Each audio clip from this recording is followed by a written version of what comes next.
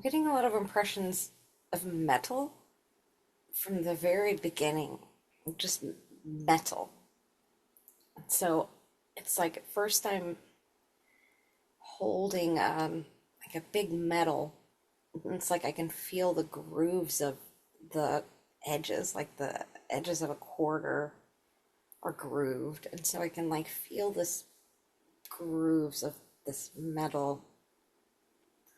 And it's like that scene. I'm not sure if it's the same scene or flashing to a different scene where it's like I'm in like the in between place. I was like in place I'm familiar with, known as Holy Eagle Peak, where the Buddha gave a sermon, and I'm like seeing the Buddha from the inside, and then I'm remembering when I was there watching the Buddha as a disciple, and then I'm simultaneously seeing, or I'm switching then right afterwards to a Buddha proclaiming that one of his disciples is destined to receive enlightenment. And so I'm having the realization, I'm seeing these three things from the point of view of each of these men. Hmm. And it's like the Buddha is very calm and doesn't have an emotional reaction exactly. It's just there, present. He's very present.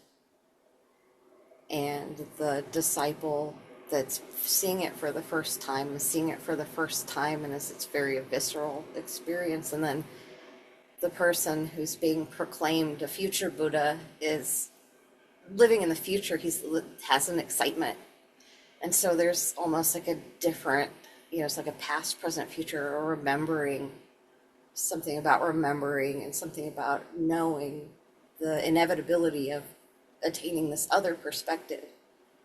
And so I was able to feel all those things, and feel that excitement of knowing that I'll be enlightened, and the inevitability that it doesn't matter anyway, that it's already a state that we're all privileged to experience anytime. And so it was an interesting, very fast progression of those three mental states, all enlightened states, but it almost like removed in time.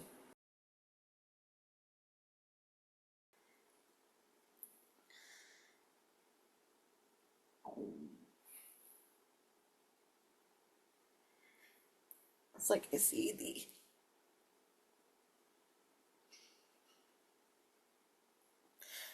see the ceremony in the air again. I see that place where the Buddha is. Hmm. It's like we come back. It's like we decide, that we'll come back at different times. And it's like that's where some of these agreements are sort of made. It would seem it's like certain incarnations where we want to see certain things. That makes sense. Yeah, like we're here now to see the huge change. This is a time of huge change, we're told. And that's what we're here to see.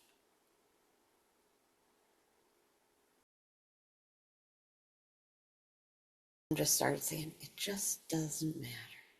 It just doesn't matter. There's something about that release, especially seeing her mom come to that realization that it doesn't matter, that, my dad can't make her do anything anymore. It just doesn't matter. It doesn't matter how Yeah. much money, it doesn't matter. It just doesn't matter. What matters is now. Hmm. Yeah, absolutely. And she is recognized that even though she's not doing the quote unquote work, she's not taking the exact steps that she thought she should, it's like she's not chanting every morning, but she's able to think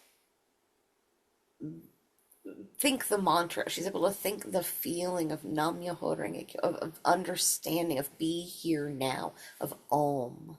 She's able to understand that feeling and just be in the moment and feel the connectedness of everything without having done the chant, Mm-hmm. without having done the one thing. Even in her lowest period, this is probably as bad as she's felt, having this, the last 2 months has been a really just knock.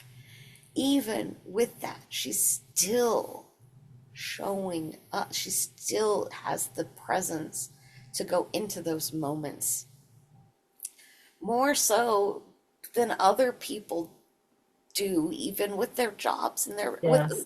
even more so than even people that she would judge as having everything together, right? Mm-hmm. That Yep. she would judge as success. She's even more advanced than they are. And it's not intuitive. And it's not on paper. And it's nothing that you can prove or take. It's nothing that you can show off. It doesn't come through. You don't get a medal for it. Maybe you do eventually.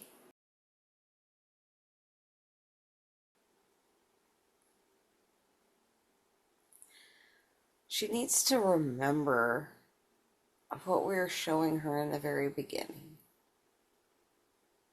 And that's that she's already enlightened. She's already on the other shore. It's just a perspective. She's all three of those men in the ceremony in the air. She's all three of the men, and she's also the woman. She's also the what we would call the Dragon King's daughter. She's also the embodiment of the soul that can learn through just mental through without suffering, that doesn't have to go through the trials and tribulations. And she knows this. She's had a whole session about it.